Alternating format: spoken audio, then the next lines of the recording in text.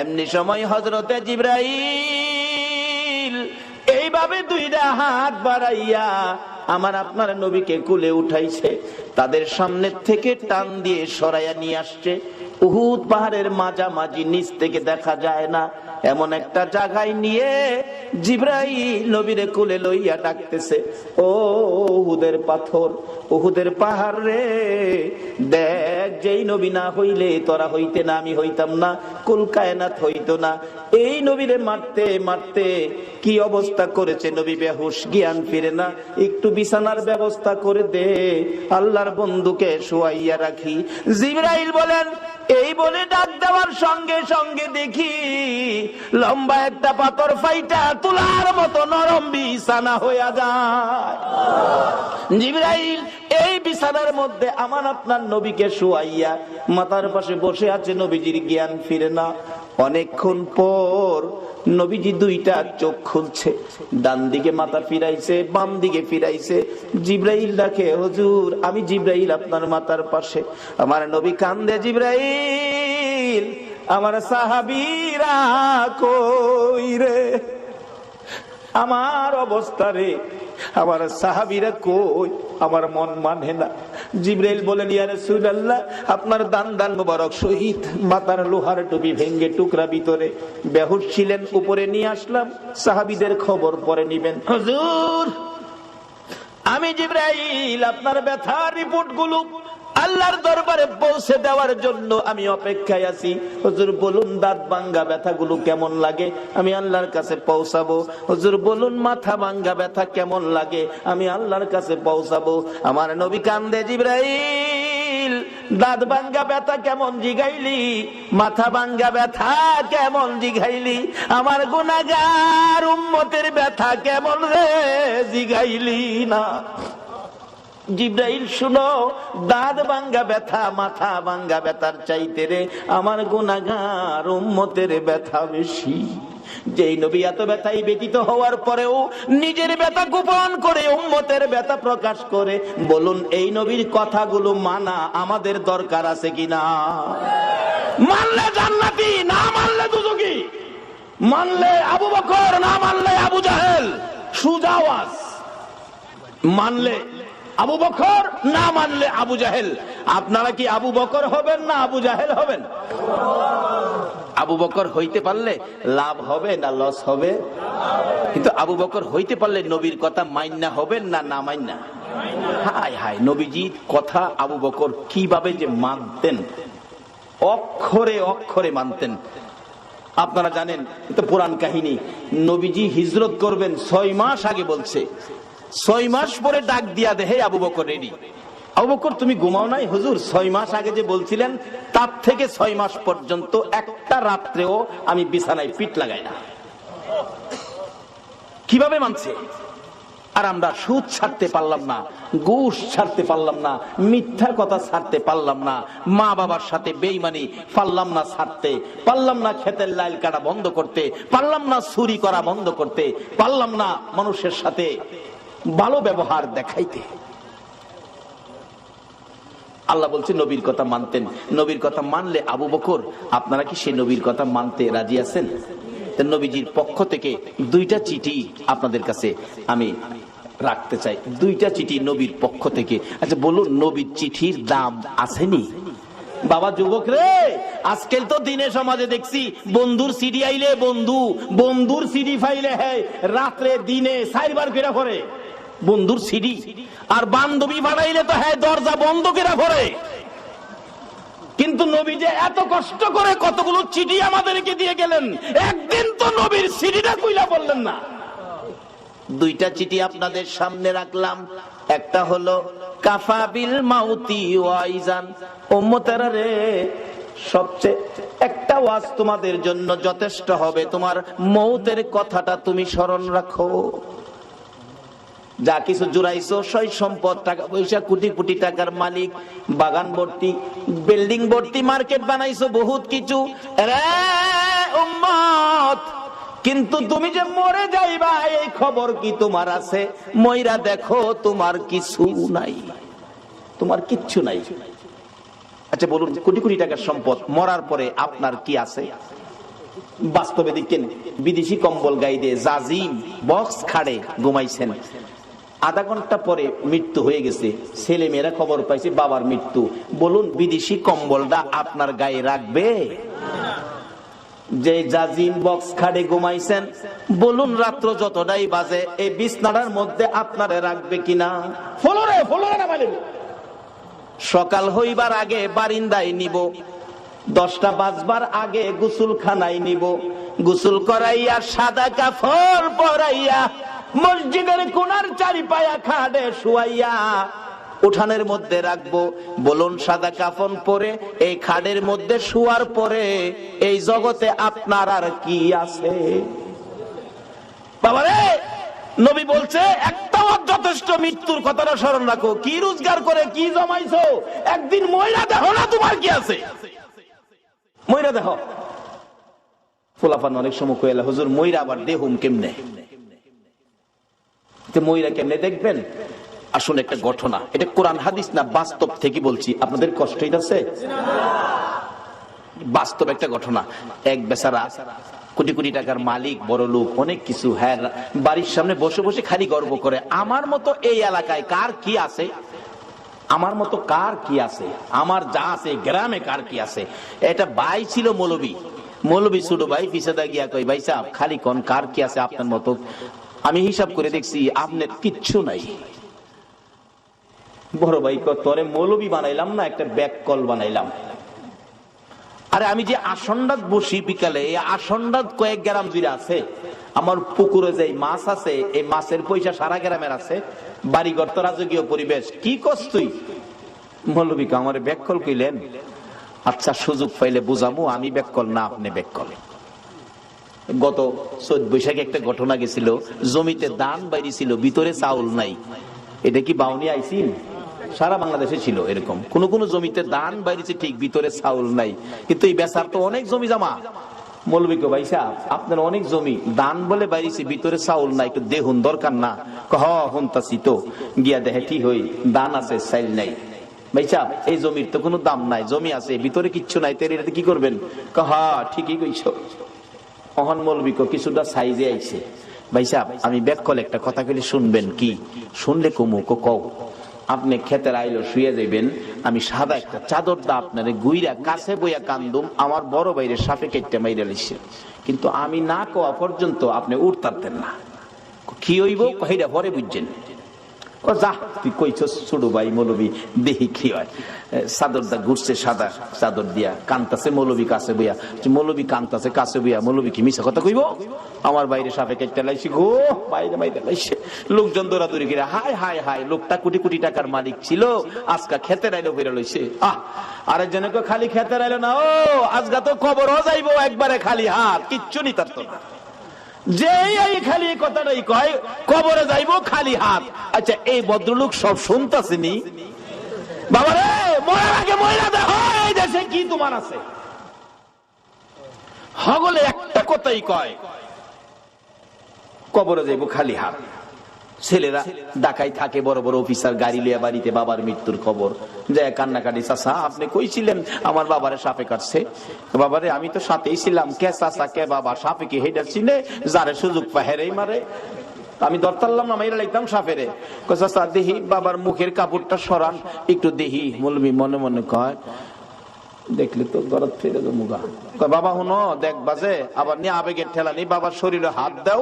শোনো সাপের কাটা রুগী, যে হাত দিব তার শরীরে বিষ ঢুকবো। চাচা তাই নাকি? তাইলে ছেলে বাবার শরীরে হাত দিতে রাজি না। আচ্ছা বলুন বাবা এই সবগুলি হুনতাছেনি? তখন কিছুটা বুঝে আইছে মৌলবী যে কইছি না আমার কিচ্ছু নাই, হেডাই যেমন নাই। ভাই একটা ফুতারে মৌলবী বানাইলেন, এটা তো করতেন না। তাইলে ঘরে ঘরে হেদায়েত ঢুকবে, ওয়াজের দরকার পড়বে না। একটা ফুতারে নাই যে একটা ভাইয়েরে মৌলবী বানাইলেন, এটা করতেন না, মৌলবী বানাইতেন না। কি করে দেখেন মৌলবী বাইকে হেদায়েতের পথে নিত। পোলারা কাঁদতেছে, মায়া কাঁদতেছে, বিবি বাচ্চা সবাই কাঁদতেছে। আরেক মুরব্বী আয় কই মৌলবী সাহেব সাপে কাটছে। জি চাচা। বাবারে সাপে কাটা রোগী সহজে মরে না, সহজে মরে না।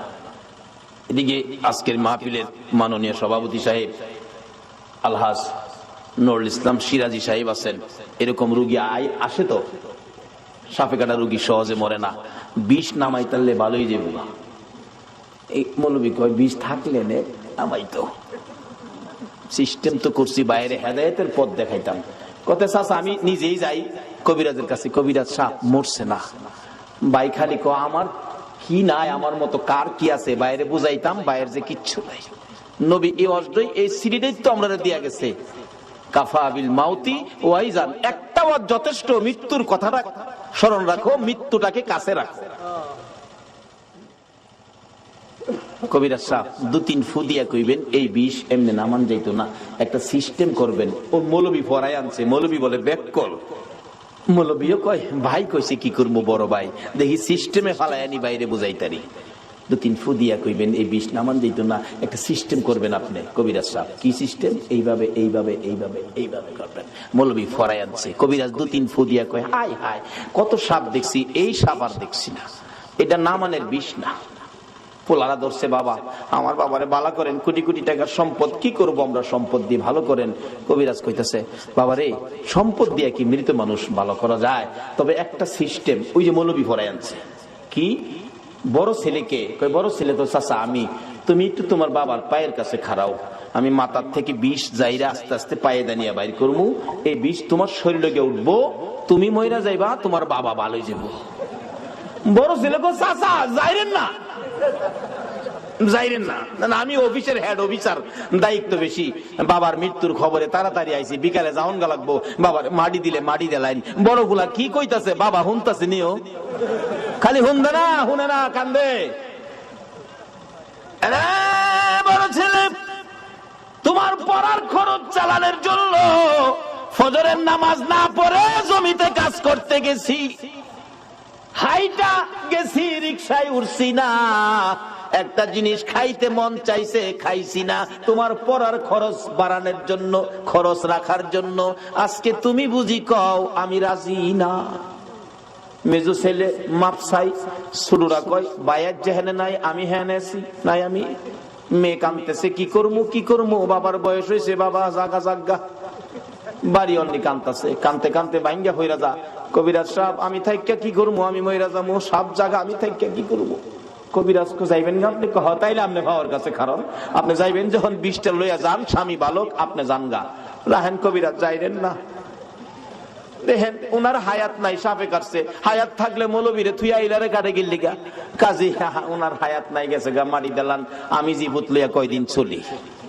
আচ্ছা এই ভদ্রলোক শুনছি নিও, অথচ এই বিবি ভাইয়া আমরা সোনার বাংলার কত যুবক গর্ভধারিণী মারে গর্তে বাইর করছো, মাথার গাম পাতায় ফালাইয়া রোজগার করে যে বাবা খাওয়াইছিল, এই বাবারে গর্তে বাইর করছো এই বিবি ভাইয়া। বিবি এখন রাজি না।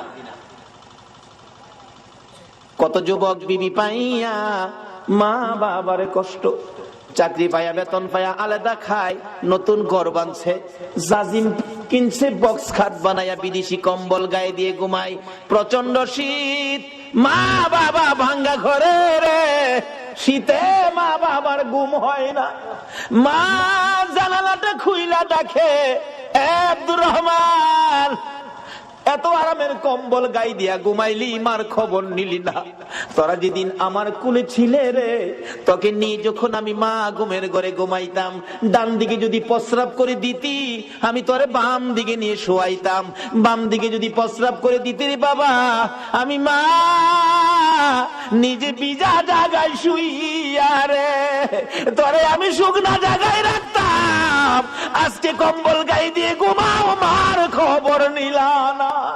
বলুন এই চরিত্রের মানুষ আমরা বাংলাদেশে আছে কিনা? এই মা বাবারে যারা কষ্ট দিবেন, যতই আমল আপনি করুন না কেন, মা বাবার চোখে পানি বেরিয়ে আসলে সকল আমল বরবাদ হইয়া যাইব। কত আমল করবেন, কত নেকি কামাইবেন। মুফতি মুহাদ্দিস মুফাসসির মক্কা মদিনার ইমাম যদি হও, মায়ে যদি সুতা পরিমাণ কষ্ট দাও, সব শেষ।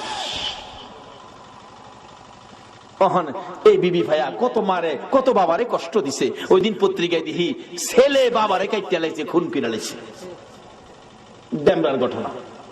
এই এক সপ্তাহ আগের ঘটনা মনে হয়। আজকে যদি ইসলামে পুরাপুরি ঢুকতে পারতাম, নবীর আদর্শে ঢুকতে পারতাম, এই কাজগুলি মুসলমানদের দ্বারা হতো না। আচ্ছা, কেউ তো রাজি না, বিবিও রাজি না। আচ্ছা, কেউ যে রাজি না, এই ভদ্রলোক সব শুনতাছেনি। তখন তার বুঝে আইছে, মৌলবী যে কইছে আমার কিচ্ছু নাই, এটাই দেখা যায় ঠিক। কবিরাজ জিগায়, মৌলবী সাহেব আরো কেউ আসেনি? ছেলে মেয়ে বিবি বাচ্চা কেউ তো রাজি হলো না জীবন দিত, এই লোকটারে বাঁচাইতো, কেউ আছে? মৌলবী চোখের পানি ছেড়ে দিছেন, ও কবিরাজ সাহেব, আর একজন মানুষ আছে রে, ইনি হলেন আমাদের গর্ভধারিণী মা। মা আছে, আর কেউ নাই, মারে নিয়ে আসেন। আসতে পারবে না, বুড়া মানুষ বিছানায় পড়ে গেছে। দুইজন নিজস্ব লোক নিয়ে যান, দৌড়ে গেলেন, যাইয়া দেখে মা রুমের মধ্যে কানতে কানতে মা বালিশ ভিজাইছে। বলুন, সন্তানের বিপদে মার চাইতে কান্দয়া পৃথিবীতে আর কেউ আছে কিনা? মৌলবী পাশে গিয়ে ডাকে, মা কানতে হবে না, তোমার ছেলে ভালো হবে, জীবিত হবে। বলস কি, কিন্তু শর্ত তোমাকে যাইতে হবে। তা আমার নিয়ে যাও। দৌড়ে দৌড়ে নিয়ে গেছে, কাছাকাছি গেলে দূর থেকে ডাক মারছে, কবিরাজ যাইস না বাবা, যাইস না, আমি মা আইছি। কাছে আসেন, আসছে, আপনার ছেলে ভালো হবে। কিভাবে বাবা, কি করতে হবে কও? আপনি পায়ের কাছে দাঁড়াবেন, বিষ জাইরা বাহির করে পায়ে দিয়ে আপনার উপরে মারবো, আপনি মরে যাবেন, ছেলে ভালো হবে। আপনাদের কাছে জানতে চাই, মা রাজি হবে কিনা? আরে মা বাবার কথা মতো যে জন চলে না, বলুন, মা বাবার কথা মতো যে জন চলে না, আল্লাহ নবীজির দয়া তারা পাবি না। হাইরে আল্লাহ নবীজির। আমার ক্যাসেটের মধ্যে এগুলি আছে না, নিজে লেখি, নিজেই মাঝে মাঝে গাই। যাই হোক, বলতেছিলাম, একজন রাজি। বলুন এই লোকটাকে, সবাই বলুন লোকটাকে মা। বাবা আমি রাজি, তবে শর্ত, আমি দাঁড়াইতে পারি না বাবা কবিরাজ, আমি বসলে ওইবনি। হ্যাঁ বসতে হবে। আমি বসে গেলাম, দে সারা বিষ আমি মায়ের কলিজাই ধে। আচ্ছা, এই ভদ্রলোক শুনছিনি কে আপন? কবিরাজ বলেন, মা কেউ রাজি হলো না, আপনি কেন রাজি হলেন? এবার জবাব দেন, মা কবিরাজ রে, আমার বড় ছেলে রে বাবা, এই ছেলে পেটে লইয়া 10 মাস 10 দিন কত কষ্ট করেছি আমি জানি, আর জানে আমার আল্লাহ। যেদিন আমার এই ছেলে দুনিয়ায় আসবে রে, প্রথম দিনের ব্যথা লজ্জাই কারো কাছে কই নাই, দ্বিতীয় দিনের ব্যথা জিহ্বা কামড়াইয়া সহ্য করেছি, তৃতীয় দিনের ব্যথা জ্ঞান হারা হয়ে গেছি। আমার শাশুড়ি মা দৌড়াদৌড়ি করে, লোকজন জড়ো করেছে, আমার বৌমার কি হলো? মুরব্বী মহিলারা বলছে, চিন্তা করেন না, অন্য কিছু না, আপনার বৌমার সন্তানাদি হবে, আপনার নাতিনাত করা হবে। মাথায় পানি দে রে, আমার বৌমার জ্ঞান ফিরে আসো। জ্ঞান ফিরে আসলে কান্দে মুরব্বী মহিলারা, গো সন্তানের ব্যথা এত আগে জানি না, আমার আর সহ্য হয় না, আমার একটা দাও দাও গো মহিলারা, আমি নিজের গলা নিজে কাইটা মৃত্যুবরণ করি, প্রসব ব্যথা সহ্য করতে পারি না। রে কবিরাজ, আমি দেখেছি মুরব্বী মহিলারা দাও জাতীয় জিনিসগুলো ঘরের বাইরে ফালাইয়া দিয়া দরজা বন্ধ করে দিয়েছে। আবার আবদার করেছিলাম 2 টাকার বিষ কিনা দাও, বিষ খায়া জীবন দেই, ব্যথা সহ্য হয় না। মহিলারা আমার মাথায় হাত বুলাইয়া সান্ত্বনা দিয়ে বলতো, মা গো পাগলামি করিস না, সন্তানের মা হইতে এই কষ্ট আমরাও করছি রে মা, এই কষ্ট ছাড়া সন্তানের মা হওয়া যায় না। এই মারে যারা কষ্ট দিছো, নামাজ রোজা হজ যাকাত মুফতি মুহাদ্দিস মুফাসসির মক্কা মদিনার ইমাম হইয়াও আল্লাহর জান্নাতে যাওয়া হবে না। মরতে যখন হবে, আসুন বাবারা নবীর কথা মাইনা আদর্শের মধ্যে ঢুকি, এই রোগগুলি পরিষ্কার করি। ডাকতেছে, মা মা গো, আল্লাহরে ডাকো, আল্লাহ আল্লাহ করো, দেখো আল্লাহ 2টা 2 জায়গায় করে দেয়।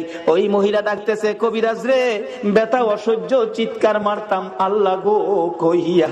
আমার আল্লাহ বলেন, ফেরেশতারা রে, আমার পক্ষ থেকে বাজেট গুলো দিয়ে দিলাম রে, যেই মহিলা প্রসব ব্যথার যন্ত্রণায় আমার আল্লাহ কইয়া ডাক দিবে, এক একটা ডাকের বিনিময় এক একটা কবুল হজের সওয়াব আমি আল্লাহ দান করে দিলাম। এই কষ্টের বিনিময়ে আমার আল্লাহ যদি এই দিতে পারে, বলুন সন্তানের কিছু দেওয়া দরকার আছে কিনা? বাবারা বলতেছিলাম, এবার কেউ রাজি হলো না সন্তানের জন্য জীবন দিয়ে সন্তান বাঁচাবে, মাত্র একজন রাজি। বলুন এই লোকটাকে? এবার মৌলবী ডাহে, ভাই ওঠেন। ভাই তো ওঠে না, কান্দে, শুধু মুখের কাপড়টা সরাইছে। বড় পোলা কয় কিরে? চাচা কইল আব্বা মারা গেছে, ওহন বাপের মুখটা দেখাম কেমনে? ওহন বাবাও কেউর দিকে চায় না, খালি মার দিকে চায়। মা গো মা, এই জগতে আপন থাকলে তুমি আছো। মা দৌড়াইয়া যাইয়া সন্তানের বুকে জড়াইছে, বাবা গো তুমি জীবিত, আমি মায়ের কলিজা ঠান্ডা করেছো। বলুন এই জগতে কিছু আপন পাইলে কাকে পাওয়া গেছে? এটা আমার নবী তো বানাইছে। নবী বলেছে, উম্মতেরা রে, তোর মায়ের পায়ের নিচে তোমার জান্নাত। এবার মৌলবী কয়, ভাই সাহেব এবার কোন এই জগতে আপনার কি আছে? ভাই কান্দে আর কয়, মৌলবী রে এইভাবে আমার পথ দেখাবি আমি আগে জানি না। বাবারে একটা ভাই মৌলবী বানান, একটা ছেলে মৌলবী বানান, মরতে হবে, মরার আগে মইরা দেখেন এই জগতে আপনার কি আছে। সব পর কিছু আপন থাকলে মা আপন থাকার কারণ নবী আপনত্ব করে গেলেন, মার পায়ের নিচে জান্নাতের সম্পর্ক করে দিলেন। সকলে বলুন আমিন। বাবারা ভাইরা, এবার বড় ভাই কান্দে, মৌলবী রে নাই আমার কিচ্ছু নাই, আমার কিচ্ছু নাই, আমার কিচ্ছু নাই, শুধু একমাত্র কিছু থাকলে মা। কত চলেন বাড়ির যাই না, বাড়ির গিয়ে কি করবো? তো অহন কান্দার ডাকে, কিভাবে বাজার করলে লাভবান হব? আমার নবীর সাথে সাথে আরেকটা চিঠি সামনে পেশ করে দিলেন, সাহাবীরা রে, আসসালাতু মিফতাহুল জান্নাহ, এই নামাজ ধরো, নামাজটা তোমাদের আখিরাতের জন্য জান্নাতের চাবি হিসাবে পাবি। লম্বা ঘটনার সংক্ষেপ করে দিলাম। নবীর কথা যারা মানে গো, দেখুন না নবীর সাহাবীর জীবনী, মাথা চক্কর খাইয়া উহুদের জমিনে পড়ে গেলে তারপরেও নবীজিকে মারতে ছিল দুনিয়া থেকে বিদায় করে দেওয়ার জন্য। এমনি সময় হযরতে জিবরাইল এইভাবে দুইটা হাত বাড়াইয়া আমার আপনার নবীকে কুলে উঠাইছে, তাদের সামনে থেকে টান দিয়ে সরাইয়া নিয়ে আসছে। উহুদ পাহাড়ের মাঝামাঝি, নিচ থেকে দেখা যায় না এমন একটা জায়গায় নিয়ে জিবরাইল নবীরে কুলে লইয়া ডাকতেছে, ও উহুদের পাথর, উহুদের পাহাড় রে, দেখ যেই নবী না হইলে তোরা হইতে না, আমি হইতাম না, কুল কায়নাত হইতো না। এই নবীরে মারতে মারতে কি অবস্থা করেছে, নবী বেহুশ, জ্ঞান ফিরে না, একটু বিছানার ব্যবস্থা করে দে, আল্লাহর বন্ধুকে শোয়াইয়া রাখি। জিবরাইল বলেন, এই বলে ডাক দেওয়ার সঙ্গে সঙ্গে দেখি লম্বা একটা পাথর ফাইটা তুলার মতো নরম বিছানা হইয়া যায়। জিবরাইল এই বিছানার মধ্যে আমার আপনার নবীকে শোয়াইয়া মাথার পাশে বসে আছে, নবীজির জ্ঞান ফিরে না। অনেকক্ষণ পর নবীজি দুইটা চোখ খুলছে, ডান দিকে মাথা ফিরাইছে, বাম দিকে ফিরাইছে। জিবরাইল ডাকে, হুজুর আমি জিবরাইল আপনার মাথার পাশে। আমার নবী কান্দে, জিবরাইল আমার সাহাবীরা কই রে, আমার অবস্থা রে, আমার সাহাবীরা কই, আমার মন মানে না। জিবরাইল বলেন, ইয়া রাসূলুল্লাহ আপনার দান মোবারক শহীদ, মাথার লোহার টুপি ভেঙ্গে টুকরা ভিতরে, বেহুশ ছিলেন, উপরে নিয়ে আসলাম, সাহাবীদের খবর পরে নিবেন। হুজুর আমি জিবরাইল আপনার ব্যথার রিপোর্ট গুলো আল্লাহর দরবারে পৌঁছে দেওয়ার জন্য আমি অপেক্ষায় আছি। হুজুর বলুন দাঁত ভাঙ্গা ব্যথাগুলো কেমন লাগে, আমি আল্লাহর কাছে পৌঁছাবো। হুজুর বলুন মাথা ভাঙ্গা ব্যথা কেমন লাগে, আমি আল্লাহর কাছে পৌঁছাবো। আমার নবী কান্দে, জিবরাইল দাঁত ভাঙ্গা ব্যথা কেমন জিগাইলি, মাথা ভাঙ্গা ব্যথা কেমন জিগাইলি, আমার গুনাহগার উম্মতের ব্যথা কেমন রে জিগাইলি না। জিবরাইল শুনো, দাঁত ভাঙ্গা ব্যথা মাথা ভাঙ্গা ব্যথার চাইতে রে আমার গুনাহগার উম্মতের ব্যথা বেশি। যেই নবী এত ব্যথায় ব্যতীত হওয়ার পরেও নিজের ব্যথা গোপন করে উম্মতের ব্যথা প্রকাশ করে, বলুন এই নবীর কথাগুলো মানা আমাদের দরকার আছে কিনা? মানলে জান্নাতি, না মানলে দুজকি, মানলে আবু বকর, না মানলে আবু জাহেল, সুজাওয়াজ, মানলে আবু বকর, না মানলে আবু জাহেল। আপনারা কি আবু বকর হবেন না আবু জাহেল হবেন? আবু বকর হইতে পারলে লাভ হবে না লস হবে? কিন্তু আবু বকর হইতে পারলে নবীর কথা মাইন্না হবেন না না মাইন্না? হায় হায়, নবীজির কথা আবু বকর কিভাবে যে মানতেন, অক্ষরে অক্ষরে মানতেন। আপনারা জানেন, এটা পুরাণ কাহিনী। নবীজি হিজরত করবেন 6 মাস আগে বলছে, 6 মাস পরে ডাক দিয়া দেহে আবু বকর রেডি। আবু বকর তুমি ঘুমাও নাই? হুজুর 6 মাস আগে যে বলছিলেন তার থেকে 6 মাস পর্যন্ত একটা রাত্রেও আমি বিছানায় পিঠ লাগাই না। কিভাবে মানছে? আর আমরা সুদ ছাড়তে পারলাম না, ঘুষ ছাড়তে পারলাম না, মিথ্যা কথা ছাড়তে পারলাম না, মা বাবার সাথে বেঈমানি পারলাম না ছাড়তে, পারলাম না ক্ষেতের লাইল কাটা বন্ধ করতে, পারলাম না চুরি করা বন্ধ করতে, পারলাম না মানুষের সাথে ভালো ব্যবহার দেখাইতে। আল্লাহ বলছে নবীর কথা মানতেন। নবীর কথা মানলে আবু বকর, আপনারা কি সেই নবীর কথা মানতে রাজি আছেন? নবীজির পক্ষ থেকে 2টা চিঠি আপনাদের কাছে আমি রাখতে চাই, 2টা চিঠি নবীর পক্ষ থেকে। আচ্ছা বলুন, নবীর চিঠির দাম আসেনি?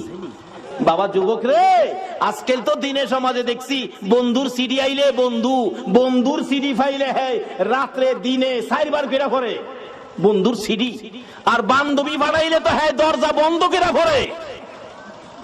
কিন্তু নবী যে এত কষ্ট করে কতগুলো চিঠি আমাদেরকে দিয়ে গেলেন, একদিন তো নবীর সিডিটা কইলা বললেন না। 2টা চিঠি আপনাদের সামনে রাখলাম। একটা হলো কাফা বিল মাউতি ওয়াইজান, উম্মতেরা রে, সবচেয়ে একটা ওয়াজ তোমাদের জন্য যথেষ্ট হবে, তোমার মৌতের কথাটা তুমি স্মরণ রাখো।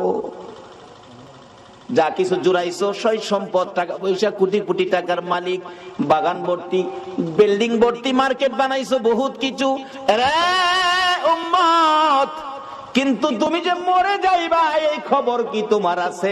মইরা দেখো তোমার কিছু নাই, তোমার কিচ্ছু নাই। আচ্ছা বলুন, কোটি কোটি টাকার সম্পদ, মরার পরে আপনার কি আছে? বাস্তবে দেখেন, বিদেশি কম্বল গাইদে জাজিম বক্স খাড়ে ঘুমাইছেন, আধা ঘন্টা পরে মৃত্যু হয়ে গেছে, ছেলে মেয়েরা খবর পাইছে বাবার মৃত্যু। বলুন, বিদেশি কম্বলটা আপনার গায়ে রাখবে? যে জাজিম বক্স খাটে ঘুমাইছেন, বলুন রাত্র যতটাই বাজে এই বিছনাটার মধ্যে আপনারে রাখবে কিনা? ফলরে ফলরে না মানে সকাল হইবার আগে বারিন্দায় নিব, 10টা বাজবার আগে গোসলখানায় নিব, গোসল করাইয়া সাদা কাপড় পরাইয়া মসজিদের কোণার চারিপায়া খাটে শুয়াইয়া উঠানের মধ্যে রাখবো। বলুন, সাদা কাফন পরে এই খাটের মধ্যে শুয়ার পরে এই জগতে আপনার আর কি আছে? বাবারে, নবী বলছে একটা যথেষ্ট, মৃত্যুর কথাটা স্মরণ রাখো। কি রোজগার করে কি জমাইছো, একদিন ময়রা দেখো না তোমার কি আছে, ময়রা দেখো। ফুলাফান অনেক সময় কইলা, হুজুর ময়রা আবার দেহুম কেমনে? ময়রা কেমনে দেখবেন? আসলে একটা ঘটনা, এটা কোরআন হাদিস না, বাস্তব থেকে বলছি, আপনাদের কষ্ট হইতাছে? বাস্তব একটা ঘটনা। এক বেচারা কোটি কোটি টাকার মালিক, বড় লোক, অনেক কিছু, হ্যাঁ, বাড়ির সামনে বসে বসে খালি গর্ব করে, আমার মতো এই এলাকায় কার কি আছে, আমার মতো কার কি আছে, আমার যা আছে গ্রামে কার কি আছে। এটা ভাই ছিল মৌলবী ছোট ভাই, পিছাদা গিয়া কই, ভাই সাহেব খালি কোন কার কি আছে আপনার মতো? আমি হিসাব করে দেখছি আপনার কিচ্ছু নাই। বড় ভাই কয়, তোরে মৌলবী বানাইলাম না, একটা ব্যাক কল বানাইলাম। আরে আমি যে আসন্ডাত বসি বিকালে, এই আসন্ডাত কয়েক গ্রাম জুড়ে আছে, আমার পুকুরে যে মাছ আছে এই মাছের পয়সা সারা গ্রামের আছে, বাড়িঘর তো রাজকীয় পরিবেশ। কি করছ তুই? মৌলবী আমার ব্যাক কল কইলেন? আচ্ছা সুযোগ পাইলে বুঝামু, আমি ব্যাক কল না, আপনি ব্যাক কল। গত 14 বৈশাখে একটা ঘটনা গেছিল, জমিতে ধান বাইরে ছিল, ভিতরে চাউল নাই। এটা কি বাউনি আইসিন? সারা বাংলাদেশে ছিল এরকম, কোন কোন জমিতে ধান বাইরেছে ঠিক, ভিতরে চাউল নাই। কিন্তু এই বেচার তো অনেক জমি জমা। মৌলবী কো, ভাই সাহেব আপনার অনেক জমি, ধান বলে বাইরেছে, ভিতরে চাউল নাই, একটু দেখুন দরকার না? হুনতাছি তো, গিয়া দেখে ঠিক হই, ধান আছে চাইল নাই। ভাই সাহেব এই জমির তো কোনো দাম নাই, জমি আছে ভিতরে কিচ্ছু নাই, তের এটাতে কি করবেন? ঠিকই কইছো। অহন মৌলবী কো, কিছুটা সাইজে আইছে। ভাই সাহেব আমি ব্যাক কল একটা কথা কইলে শুনবেন কি? শুনলে কমু? কও। আপনি ক্ষেতের আইলো শুয়ে যাইবেন, আমি সাদা একটা চাদর দা আপনারে গুইরা কাছে বইয়া কান্দুম, আমার বড় বাইরে সাপে কেটে মাইরা লিছে, কিন্তু আমি না কোয়া পর্যন্ত আপনি উঠতারতেন না। কি হইব কহিরা পরে বুঝছেন। যা তুই কইছস ছোট ভাই মৌলবী, দেহি কি হয়। চাদরটা ঘুরছে সাদা চাদর দিয়া, কান্তাছে মৌলবী কাছে বইয়া। মৌলবী কান্তাছে কাছে বইয়া, মৌলবী কি মিছা কথা কইব? আমার বাইরে সাপে কেটে লাইছি গো, বাইরে বাইরে লাইছে। লোকজন দৌড়াদৌড়ি করে, হায় হায় হায়, লোকটা কোটি কোটি টাকার মালিক ছিল, আজকা খেতে রাইলো বেরো লইছে। আরেকজনকে খালি খেতে রাইলো না, ও আজকা তো কবরও যাইবো একবারে খালি হাত, কিচ্ছু নি তার তো না। যে এই খালি কথাটাই কয় কবরে যাইবো খালি হাত। আচ্ছা এই ভদ্রলোক সব শুনতাছেনি? বাবারে মরার আগে মহিলা দেখো এই দেশে কি তোমার আছে। হগলে একটা কথাই কয় কবরে যাইবো খালি হাত। ছেলেরা ঢাকায় থাকে, বড় বড় অফিসার, গাড়ি লিয়া বাড়িতে বাবার মৃত্যুর খবর যায় কান্নাকাটি, চাচা আপনি কইছিলেন আমার বাবারে সাপে কাটছে। বাবারে আমি তো সাথেই ছিলাম। কে চাচা কে বাবা, সাপে কি হেডা চিনে? যারে সুযোগ পায় হেরেই মারে। আমি দরতারলাম না, মাইরা লাগতাম সাপেরে। চাচা দেহি বাবার মুখের কাপড়টা সরান একটু দেহি। মৌলবী মনে মনে কয় দেখলে তো দরদ ফিরে মুগা। বাবা হুনো দেখ বাজে, আবার নিয়ে আবেগের ঠেলা নেই, বাবার শরীরে হাত দাও। শোনো সাপের কাটা রুগী, যে হাত দিব তার শরীরে বিষ ঢুকবো। চাচা তাই নাকি? তাইলে ডাইকে রাখেন। ছেলে বাবার শরীরে হাত দিতে রাজি না। আচ্ছা বলুন বাবা এই সবগুলি হুনতাছেনি? তখন কিছুটা বুঝে আইছে, মৌলবী যে কইছি না আমার কিচ্ছু নাই, হেডাই যেমন নাই। ভাই একটা ফুতারে মৌলবী বানাইলেন, এটা তো করতেন না। তাইলে ঘরে ঘরে হেদায়েত ঢুকবে, ওয়াজের দরকার পড়বে না। একটা ফুতারে নাই যে একটা ভাইয়েরে মৌলবী বানাইলেন, এটা করতেন না, মৌলবী বানাইতেন না। কি করে দেখেন মৌলবী বাইকে হেদায়েতের পথে নিত। পোলারা কাঁদতেছে, মায়া কাঁদতেছে, বিবি বাচ্চা সবাই কাঁদতেছে। আরেক মুরব্বী আয় কই মৌলবী সাপে কাটছে। জি চাচা। বাবারে সাপে কাটা রুগী সহজে মরে না, সহজে মরে না। এদিকে আজকের মাহফিলের মাননীয় সভাপতি সাহেব আলহাজ নুরুল ইসলাম সিরাজি সাহেব আছেন। এরকম রুগী আসে তো, সাপে কাটা রুগী সহজে মরে না, বিষ নামাই তাহলে ভালোই যাবো। এই মৌলবী কয় বিষ থাকলে নে নামাইতো। সিস্টেম তো করছি, বাইরে হেদায়েতের পথ দেখাইতাম। কথা চাচা আমি নিজেই যাই কবিরাজের কাছে, কবিরাজ সাপ মরছে না। ভাই খালি ক আমার কি নাই, আমার মতো কার কি আছে, বাইরে বুঝাইতাম বাইরে যে কিচ্ছু নাই। নবী এই অজডই এই সিরিটাই তো আমরা দিয়া গেছে, কাফা বিল মাউতি ওয়াইজান, একটা ওয়াজ যথেষ্ট। মৃত্যুর কথাটা স্মরণ রাখো, মৃত্যুটাকে কাছে রাখো। কবিরাজ সাহেব 2-3 ফু দিয়া কইবেন এই বিষ এমনি নামান যাইতো না, একটা সিস্টেম করবেন। ও মৌলবী ফরাই আনছে, মৌলবী বলে ব্যাককল। মৌলবীও কয় ভাই কইছে কি করবো বড় ভাই, দেখি সিস্টেমে ফালাই আনি বাইরে বুঝাইতারি। 2-3 ফু দিয়া কইবেন এই বিষ নামান যাইতো না, একটা সিস্টেম করবেন আপনি। কবিরাজ সাহেব কি সিস্টেম? এইভাবে এইভাবে এইভাবে এইভাবে করবেন। মৌলবী ফরাই আনছে, কবিরাজ 2-3 ফু দিয়া কয় হায় হায় কত সাপ দেখছি, এই সাপ আর দেখছি না, এটা নামানের বিষ না। পোলারা ধরছে, বাবা আমার বাবারে বালা করেন, কোটি কোটি টাকার সম্পদ, কি করবো আমরা সম্পদ দিয়ে, ভালো করেন। কবিরাজ কইতেছে বাবারে সম্পদ দিয়ে কি মৃত মানুষ ভালো করা যায়? তবে একটা সিস্টেম, ওই যে মৌলবী ফরাই আনছে। কি? বড় ছেলেকে কই, বড় ছেলে তো চাচা আমি, তুমি একটু তোমার বাবার পায়ের কাছে খাড়াও, আমি মাথার থেকে বিষ যাইরা আস্তে আস্তে পায়ে দানিয়া বাইর করবো, এই বিষ তোমার শরীরে গিয়ে উঠবো, তুমি মইরা যাইবা, তোমার বাবা ভালোই যাবো। বড় ছেলে কো চাচা যাইরেন না, যাইরেন না, আমি অফিসের হেড অফিসার, দায়িত্ব বেশি। বাবার মৃত্যুর খবরে তাড়াতাড়ি আইছি, বিকালে যাওন গা লাগবো, বাবার মাটি দিলে মাটি দেলাইন। বড় গুলা কি কইতাছে, বাবা হুনতাছে নিও, খালি হুনদে না, হুনে না, কান্দে। বড় ছেলে তোমার পড়ার খরচ চালানোর জন্য ফজরের নামাজ না পড়ে জমিতে কাজ করতে গেছি, হাইটা গেছি, রিকশায় উঠছি না, একটা জিনিস খাইতে মন চাইছে খাইছি না, তোমার পড়ার খরচ বাড়ানোর জন্য, খরচ রাখার জন্য। আজকে তুমি বুঝি কও আমি রাজি না। মেজো ছেলে মাপসাই, ছোটরা কয় বাইয়ার যেহেনে নাই আমি হেনে আছি নাই আমি। মেয়ে কাঁদতেছে কি করবো কি করবো, বাবার বয়স হয়েছে, বাবা জাগা জাগা। বাড়ি অন্যি কাঁদতেছে, কানতে কানতে ভাঙ্গা হইরা যা, কবিরাজ সাহেব আমি থাইকা কি করবো, আমি মইরা যাবো, সব জায়গা আমি থাইকা কি করবো? কবিরাজ কো যাইবেন না আপনি?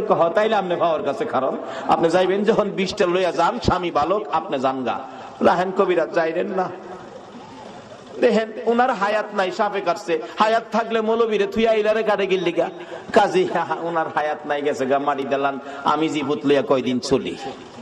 আচ্ছা এই ভদ্রলোক শুনছি নিও, অথচ এই বিবি ভাইয়া আমরা সোনার বাংলার কত যুবক গর্ভধারিণী মারে গর্তে বাইর করছো, মাথার গাম পাতায় ফালাইয়া রোজগার করে যে বাবা খাওয়াইছিল, এই বাবারে গর্তে বাইর করছো এই বিবি ভাইয়া। বিবি এখন রাজি না।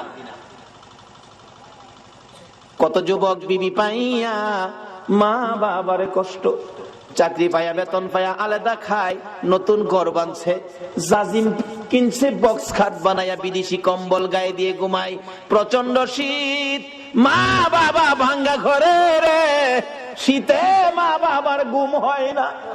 মা জানালাটা খুইলা ডাকে, আব্দুর রহমান, এত আরামের কম্বল গাই দিয়া ঘুমাইলি, মার খবর নিলি না। তোরা যেদিন আমার কুলে ছিলে রে, তোকে নিয়ে যখন আমি মা ঘুমের ঘরে ঘুমাইতাম, ডান দিকে যদি প্রস্রাব করে দিতি, আমি তোরে বাম দিকে নিয়ে শোয়াইতাম, বাম দিকে যদি প্রস্রাব করে দিতি রে বাবা, আমি মা নিজে ভিজা জায়গায় শুইয়া রে তোরে আমি শুকনা জায়গায় রাখতাম। আজকে কম্বল গায়ে দিয়ে ঘুমাও, মার খবর নিলা না। বলুন এই চরিত্রের মানুষ আমরা বাংলাদেশে আছে কিনা? এই মা বাবারে যারা কষ্ট দিবেন, যতই আমল আপনি করুন না কেন, মা বাবার চোখে পানি বেরিয়ে আসলে সকল আমল বরবাদ হইয়া যাইব। কত আমল করবেন, কত নেকি কামাইবেন? মুফতি মুহাদ্দিস মুফাসসির মক্কা মদিনার ইমাম যদি হও, মায়ে যদি সুতা পরিমাণ কষ্ট দাও, সব শেষ। এই বিবি ভাইয়া কত মারে কত বাবারে কষ্ট দিছে। ওই দিন পত্রিকায় দেখি ছেলে বাবারে কাইতে লাইছে, খুন করে লাইছে। ডেমরার ঘটনা, এই এক সপ্তাহ আগের ঘটনা মনে হয়। আজকে যদি ইসলামে পুরাপুরি ঢুকতে পারতাম, নবীর আদর্শে ঢুকতে পারতাম, এই কাজগুলি মুসলমানদের দ্বারা হতো না। আচ্ছা কেউ তো রাজি না, বিবিও রাজি না। আচ্ছা কেউ যে রাজি না, এই ভদ্রলোক সব শুনতাছেনি, তখন তার বুঝে আইছে মৌলবী যে কইছে আমার কিচ্ছু নাই, এটাই দেখা যায় ঠিক। কবিরাজ জিগায়, মৌলবী সাহেব আরো কেউ আসেনি? ছেলে মেয়ে বিবি বাচ্চা কেউ তো রাজি হলো না, জীবন দিত, এই লোকটারে বাঁচাইতো, কেউ আছে? মৌলবী চোখের পানি ছেড়ে দিছেন, ও কবিরাজ সাহেব আর একজন মানুষ আছে রে, ইনি হলেন আমাদের গর্ভধারিণী মা। মা আছে আর কেউ নাই, মারে নিয়ে আসেন। আসতে পারবে না, বুড়া মানুষ বিছানায় পড়ে গেছে। দুইজন নিজস্ব লোক নিয়ে যান, দৌড়ে গেলেন, যাইয়া দেখে মা রুমের মধ্যে কানতে কানতে মা বালিশ ভিজাইছে। বলুন সন্তানের বিপদে মার চাইতে কান্দয়া পৃথিবীতে আর কেউ আছে কিনা? মৌলবী পাশে গিয়ে ডাকে, মা কানতে হবে না, তোমার ছেলে ভালো হবে, জীবিত হবে। বলস কি, কিন্তু শর্ত তোমাকে যাইতে হবে। তা আমার নিয়ে যাও। দৌড়ে দৌড়ে নিয়ে গেছে, কাছাকাছি গেলে দূর থেকে ডাক মারছে, কবিরাজ যাইস না বাবা, যাইস না, আমি মা আইছি। কাছে আসেন, আসছে, আপনার ছেলে ভালো হবে। কিভাবে বাবা, কি করতে হবে কও? আপনি পায়ের কাছে দাঁড়াবেন, বিষ জাইরা বাহির করে পায়ে দিয়ে আপনার উপরে মারবো, আপনি মরে যাবেন, ছেলে ভালো হবে। আপনাদের কাছে জানতে চাই মা রাজি হবে কিনা? আরে মা বাবার কথা মতো যে জন চলে না, বলুন মা বাবার কথা মতো যে জন চলে না, আল্লাহ নবীজির দয়া তারা পাবি না। হাইরে আল্লাহ নবীজির, আমার ক্যাসেটের মধ্যে এগুলি আছে না, নিজে লেখি, নিজেই মাঝে মাঝে গাই। যাই হোক, বলতেছিলাম একজন রাজি, বলুন এই লোকটাকে, সবাই বলুন লোকটাকে মা। বাবা আমি রাজি, তবে শর্ত আমি দাঁড়াইতে পারি না বাবা কবিরাজ, আমি বসলে ওই বলি। হ্যাঁ বসতে হবে। আমি বসে গেলাম, দে সারা বিষ আমি মায়ের কলিজাই ধে। আচ্ছা এই ভদ্রলোক শুনছিনি কে আপন?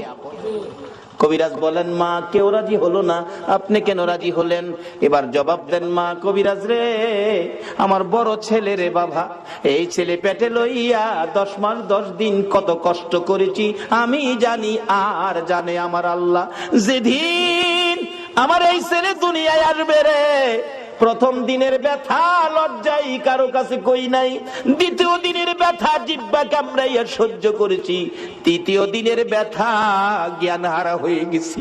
আমার শাশুড়ি মা দৌড়াদৌড়ি করে লোকজন জড়ো করেছে, আমার বৌমার কি হলো?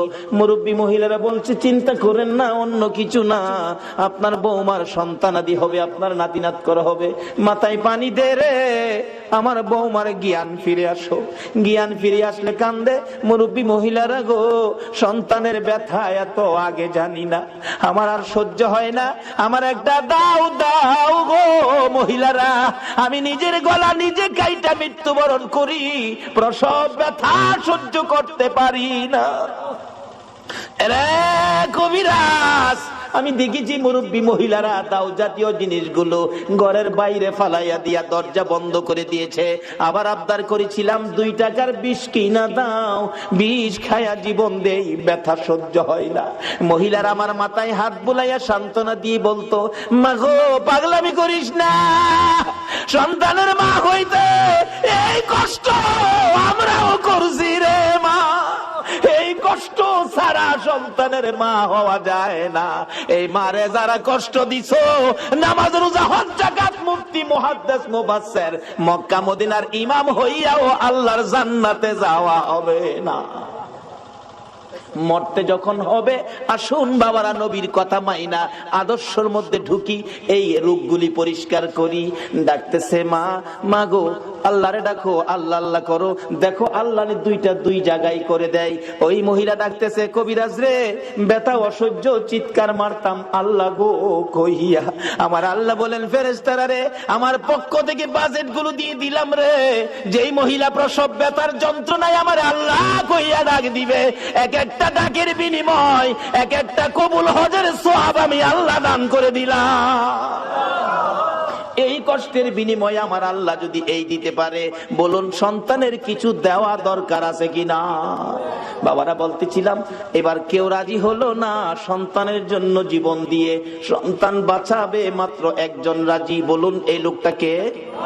এবার মৌলবী ডাহে, ভাই ওঠেন, ভাই তো ওঠে না, কান্দে, শুধু মুখের কাপড়টা সরাইছে। বড় পোলা কয়, কয় কিরে?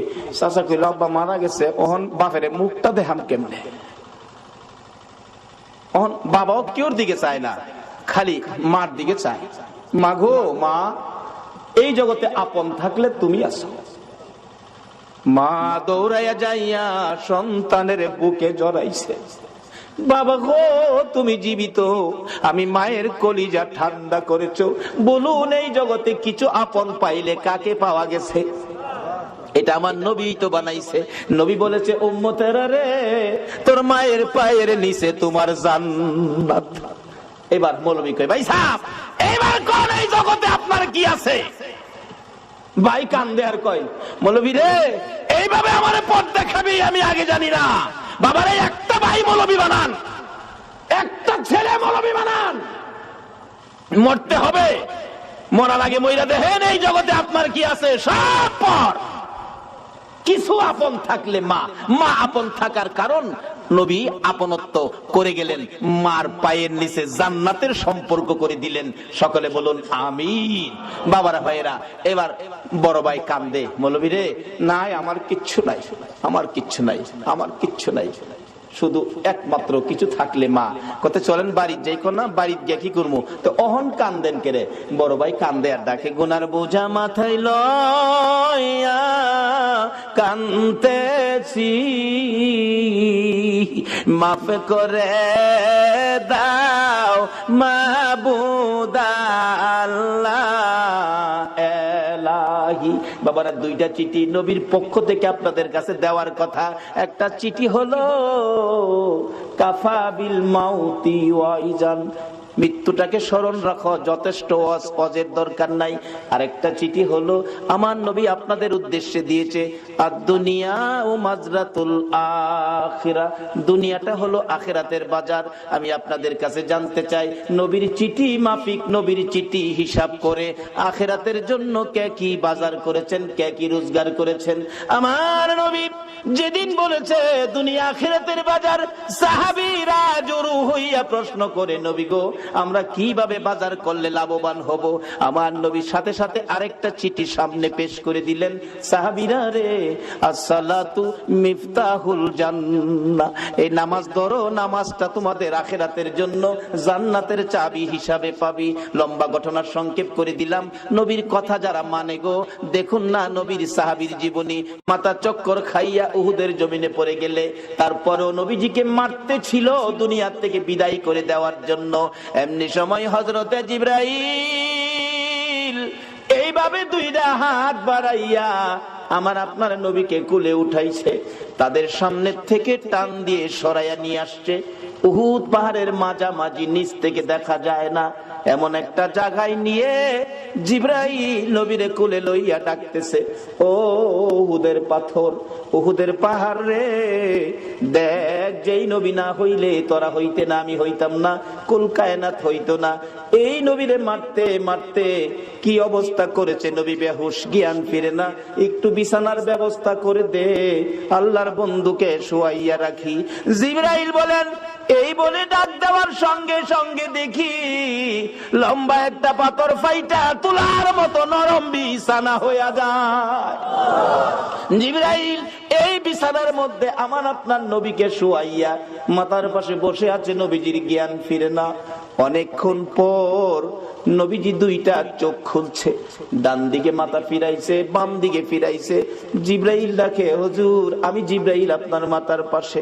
আমার নবী কান্দে, জিবরাইল, আমার সাহাবীরা কই রে, আমার অবস্থা রে, আমার সাহাবীরা কই, আমার মন মানে না।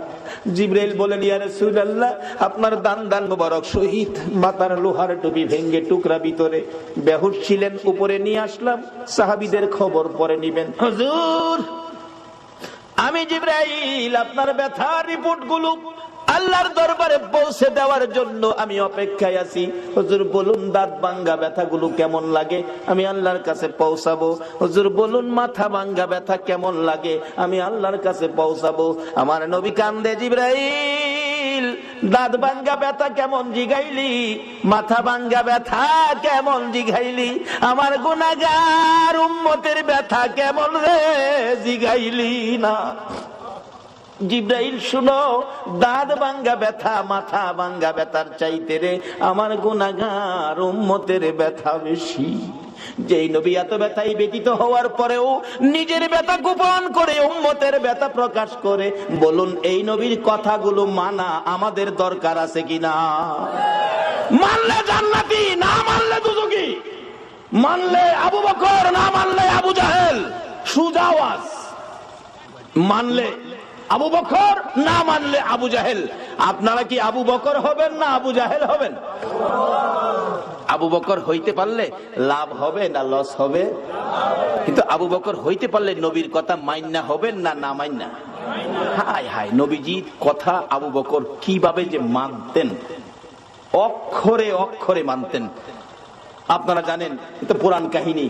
নবীজি হিজরত করবেন 6 মাস আগে বলছে, 6 মাস পরে ডাক দিয়া দেহে আবু বকর রেডি। আবু বকর, তুমি ঘুমাও নাই? হুজুর, 6 মাস আগে যে বলছিলেন তার থেকে 6 মাস পর্যন্ত একটা রাত্রেও আমি বিছানায় পিঠ লাগাই না। কিভাবে মানছে? আর আমরা সুদ ছাড়তে পারলাম না, ঘুষ ছাড়তে পারলাম না, মিথ্যা কথা ছাড়তে পারলাম না, মা বাবার সাথে বেঈমানি পারলাম না ছাড়তে, পারলাম না ক্ষেতের লাইল কাটা বন্ধ করতে, পারলাম না চুরি করা বন্ধ করতে, পারলাম না মানুষের সাথে ভালো ব্যবহার দেখাইতে। আল্লাহ বলছে নবীর কথা মানতেন। নবীর কথা মানলে আবু বকর, আপনারা কি সেই নবীর কথা মানতে রাজি আছেন? নবীজির পক্ষ থেকে 2টা চিঠি আপনাদের কাছে আমি রাখতে চাই, 2টা চিঠি নবীর পক্ষ থেকে। আচ্ছা বলুন, নবীর চিঠির দাম আসেনি? বাবা যুবক রে, আজকাল তো দিনে সমাজে দেখছি বন্ধুর সিডি আইলে বন্ধুর সিডি ফাইলে হ্যাঁ রাত্রে দিনে 4 বার করে পড়ে বন্ধুর সিডি, আর বান্ধবী বানাইলে তো হ্যাঁ দরজা বন্ধ করে পড়ে।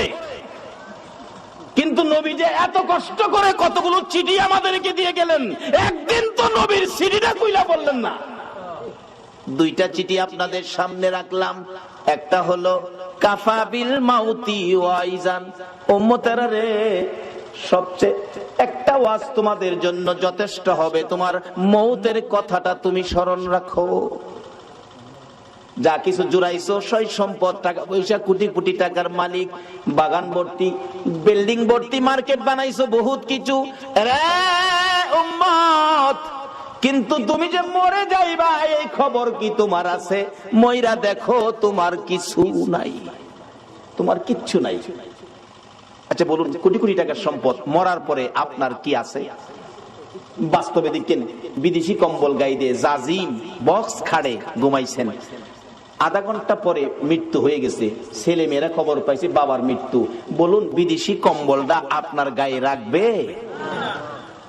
যে জাজিম বক্স খাটে ঘুমাইছেন, বলুন রাত্র যতটাই বাজে এই বিছনাটার মধ্যে আপনারে রাখবে কিনা? ফলরে না মানে সকাল হইবার আগে বারিন্দায় নিব, 10টা বাজবার আগে গোসলখানায় নিব, গোসল করাইয়া সাদা কাপড় পরাইয়া মসজিদের কোণার চারিপায়া খাটে শুয়াইয়া উঠানের মধ্যে রাখবো। বলুন সাদা কাফন পরে এই খাটের মধ্যে শুয়ার পরে এই জগতে আপনার আর কি আছে? বাবারে, নবী বলছে একটা যথেষ্ট, মৃত্যুর কথাটা স্মরণ রাখো। কি রোজগার করে কি জমাইছো, একদিন ময়রা দেখো না তোমার কি আছে, ময়রা দেখো। ফুলাফান অনেক সময় কইলা, হুজুর ময়রা আবার দেহুম কেমনে? ময়রা কেমনে দেখবেন? আসলে একটা ঘটনা, এটা কোরআন হাদিস না, বাস্তব থেকে বলছি, আপনাদের কষ্ট হইতাছে? বাস্তব একটা ঘটনা। এক বেচারা কোটি কোটি টাকার মালিক, বড় লোক, অনেক কিছু, হ্যাঁ বাড়ির সামনে বসে বসে খালি গর্ব করে, আমার মতো এই এলাকায় কার কি আছে, আমার মতো কার কি আছে, আমার যা আছে গ্রামে কার কি আছে। এটা ভাই ছিল মৌলবী ছোট ভাই, পিছাদা গিয়া কই, ভাই সাহেব খালি কোন কার কি আছে আপনার মতো? আমি হিসাব করে দেখছি আপনার কিচ্ছু নাই। বড় ভাই তোরে মৌলবী বানাইলাম না, একটা ব্যাক কল বানাইলাম। আরে আমি যে আসন্ডাত বসি বিকালে, এই আসন্ডাত কয়েক গ্রাম জুড়ে আছে, আমার পুকুরে যে মাছ আছে এই মাছের পয়সা সারা গ্রামের আছে, বাড়িঘর তো রাজকীয় পরিবেশ, কি করছ তুই? মৌলবী আমার ব্যাক কল কইলেন? আচ্ছা সুযোগ পাইলে বুঝামু, আমি ব্যাক কল না, আপনি ব্যাক কলে। গত 14 বৈশাখে একটা ঘটনা গেছিল, জমিতে ধান বাইরে ছিল, ভিতরে চাউল নাই। এটা কি বাউনি আইসিন? সারা বাংলাদেশে ছিল এরকম, কোন কোন জমিতে ধান বাইরেছে ঠিক, ভিতরে চাউল নাই। কিন্তু এই বেচার তো অনেক জমি জমা। মৌলবী কো, ভাই সাহেব আপনার অনেক জমি, ধান বলে বাইরেছে, ভিতরে চাউল নাই, একটু দেখুন দরকার না? হন্তাছি তো, গিয়া দেখে ঠিক হই ধান আছে চাইল নাই। ভাই সাহেব এই জমির তো কোনো দাম নাই, জমি আছে ভিতরে কিচ্ছু নাই, তের এটাতে কি করবেন? ঠিকই কইছো। অহন মৌলবী কো, কিছুটা সাইজে আইছে। ভাই সাহেব আমি ব্যাক কল একটা কথা কইলে শুনবেন? কি শুনলে? কমু কও। আপনি খেতের আইলো শুয়ে যাইবেন, আমি সাদা একটা চাদর দা আপনারে গুইরা কাছে বইয়া কান্দুম, আমার বড় বাইরে সাপে কেটে মাইরা লিছে, কিন্তু আমি না কোয়া পর্যন্ত আপনি উঠতারতেন না। কি হইব কইরা পরে বুঝছেন? যা তুই কইছস ছোট ভাই মৌলবী, দেখি কি হয়। চাদরটা ঘুরছে, সাদা চাদর দিয়া কান্তাছে মৌলবী কাছে বইয়া। মৌলবী কান্তাছে কাছে বইয়া, মৌলবী কি মিছা কথা কইব? আমার বাইরে সাপে কেটে লাইছি গো, বাইরে মাইরে লাইছে। লোকজন দৌড়াদৌড়ি করে, হায় হায় হায়, লোকটা কোটি কোটি টাকার মালিক ছিল, আজকা খেতে রাইলো বেরো লইছে। আরেকজনকে খালি খেতে রাইলো না, ও আজকা তো কবরও যাইবো একবারে খালি হাত, কিচ্ছু নি তার তো না। যে এই খালি কথাটাই কয় কবরে যাইবো খালি হাত। আচ্ছা এই ভদ্রলোক সব শুনতাছেনি? বাবারে, মরার আগে ময়রা দেখো এই দেশে কি তোমার আছে। হগলে একটা কথাই কয়, কবরে যাইবো খালি হাত। ছেলেরা ঢাকায় থাকে, বড় বড় অফিসার, গাড়ি লিয়া বাড়িতে বাবার মৃত্যুর খবর যায় কান্নাকাটি। চাচা আপনি কইছিলেন আমার বাবারে সাপে কাটছে? বাবারে আমি তো সাথেই ছিলাম। কে চাচা কে বাবা? সাপে কি হেডার চিনে? যারে সুযোগ পায় হেরেই মারে। আমি ধরতারলাম না, মাইরা লাগতাম সাপেরে। চাচা দেহি বাবার মুখের কাপড়টা সরান একটু দেখি। মৌলবী মনে মনে কয়, দেখলে তো দরদ ফিরে মুগা। বাবা হুনো দেখ বাজে, আবার নিয়ে আবেগের ঠেলা নেই, বাবার শরীরে হাত দাও। শোনো, সাপের কাটা রুগী, যে হাত দিব তার শরীরে বিষ ঢুকবো। চাচা তাই নাকি? তাইলে ডাইকে রাখেন। ছেলে বাবার শরীরে হাত দিতে রাজি না। আচ্ছা বলুন বাবা এই সবগুলি হুমতাছেনি? তখন কিছুটা বুঝে আইছে মৌলবী যে কইছি না আমার কিচ্ছু নাই, হেডাই যেমন নাই। ভাই একটা ফুতারে মৌলবী বানাইলেন, এটা তো করতেন না। তাইলে ঘরে ঘরে হেদায়েত ঢুকবে, ওয়াজের দরকার পড়বে না। একটা ফুতারে নাই যে একটা ভাইয়েরে মৌলবী বানাইলেন, এটা করতেন না, মৌলবী বানাইতেন না। কি করে দেখেন মৌলবী বাইকে হেদায়েতের পথে নিত। পোলারা কাঁদতেছে, মায়া কাঁদতেছে, বিবি বাচ্চা সবাই কাঁদতেছে। আরেক মুরব্বী আয় কই মৌলবী সাপে কাটছে। জি চাচা। বাবারে সাপে কাটা রোগী সহজে মরে না, সহজে মরে না। এদিকে আজকের মাহফিলের মাননীয় সভাপতি সাহেব আলহাজ নুরুল ইসলাম সিরাজি সাহেব আছেন। এরকম রোগী আসে তো, সাপে কাটা রোগী সহজে মরে না, বিষ নামাই তাহলে ভালোই যাবে না। এই মৌলবী কয় বিষ থাকলে নে নামাইতো। সিস্টেম তো করছি, বাইরে হেদায়েতের পথ দেখাইতাম। কথা চাচা আমি নিজেই যাই কবিরাজের কাছে, কবিরাজ সাপ মরছে না। ভাই খালি ক আমার কি নাই, আমার মতো কার কি আছে, বাইরে বুঝাইতাম বাইরে যে কিচ্ছু নাই। নবী এই অজডই এই সিরিজটাই তো আমরা দিয়া গেছে, কাফা বিল মাউতি ওয়াইজান, একটা ওয়াজ যথেষ্ট। মৃত্যুর কথাটা স্মরণ রাখো, মৃত্যুটাকে কাছে রাখো। কবিরাজ সাহেব 2-3 ফু দিয়া কইবেন এই বিষ এমনি নামান যাইতো না, একটা সিস্টেম করবেন। ও মৌলবী ফরাই আনছে, মৌলবী বলে ব্যাককল। মৌলবীও কয় ভাই কইছে কি করবো বড় ভাই, দেখি সিস্টেমে ফালাই আনি বাইরে বুঝাইতারি। 2-3 ফু দিয়া কইবেন এই বিষ নামান যাইতো না, একটা সিস্টেম করবেন আপনি। কবিরাজ সাহেব কি সিস্টেম? এইভাবে এইভাবে এইভাবে এইভাবে করবেন। মৌলবী ফরাই আনছে, কবিরাজ 2-3 ফু দিয়া কয় হাই হাই কত সাপ দেখছি, এই সাপ আর দেখছি না, এটা নামানের বিষ না। পোলারা ধরছে, বাবা আমার বাবারে বালা করেন, কোটি কোটি টাকার সম্পদ, কি করব আমরা সম্পদ দিয়ে, ভালো করেন।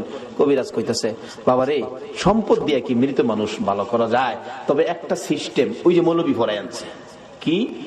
বড় ছেলেকে কই, বড় ছেলে তো চাচা আমি, তুমি একটু তোমার বাবার পায়ের কাছে খাড়াও, আমি মাথার থেকে বিষ যাইরা আস্তে আস্তে পায়ে দানিয়া বাইর করবো, এই বিষ তোমার শরীরে গিয়ে উঠবো, তুমি মইরা যাইবা, তোমার বাবা ভালো হয়ে যাবো।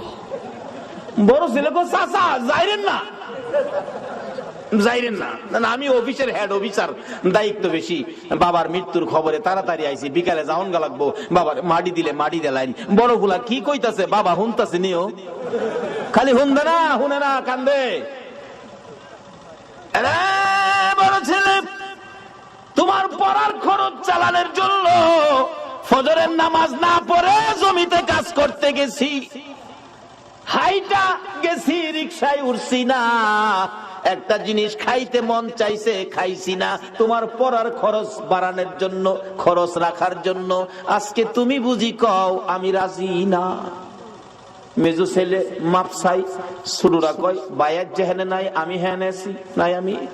মেয়ে কাঁদতেছে, কি করবো কি করবো, বাবার বয়স হয়েছে, বাবা জাগা জাগা। বাড়ি অন্যি কাঁদতেছে, কানতে কানতে ভাঙ্গা হইরা যা। কবিরাজ সাহেব আমি থাইকা কি করবো, আমি মইরা যাবো, সব জায়গা আমি থাইকা কি করবো। কবিরাজ কো যাইবেন না আপনি? তাইলে আপনি ভাওয়ার কাছে খারাপ, আপনি যাইবেন যখন বিষটা লইয়া যান, স্বামী বালক আপনি যান গা। রাহেন কবিরাজ যাইরেন না, দেখেন উনার হায়াত নাই, সাপে কাটছে। হায়াত থাকলে মৌলবীরে থুইয়া ইলারে কাটে গেলি গা, কাজী উনার হায়াত নাই, গেছে গা মারি দিলান, আমি জীবত লইয়া কয়দিন চলি। আচ্ছা এই ভদ্রলোক শুনছি নিও, অথচ এই বিবি ভাইয়া আমরা সোনার বাংলার কত যুবক গর্ভধারিণী মারে গর্তে বাইর করছো, মাথার গাম পাতায় ফালাইয়া রোজগার করে যে বাবা খাওয়াইছিল, এই বাবারে গর্তে বাইর করছো এই বিবি ভাইয়া।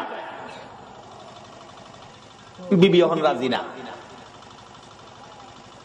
কত যুবক বিবি পাইয়া মা বাবারে কষ্ট, চাকরি পাইয়া বেতন পাইয়া আলাদা খায়, নতুন ঘর বানছে, জাজিম কিনছে, বক্স খাট বানাইয়া বিদেশি কম্বল গায়ে দিয়ে ঘুমায়, প্রচন্ড শীত, মা বাবা ভাঙ্গা ঘরে রে, শীতে মা বাবার ঘুম হয় না।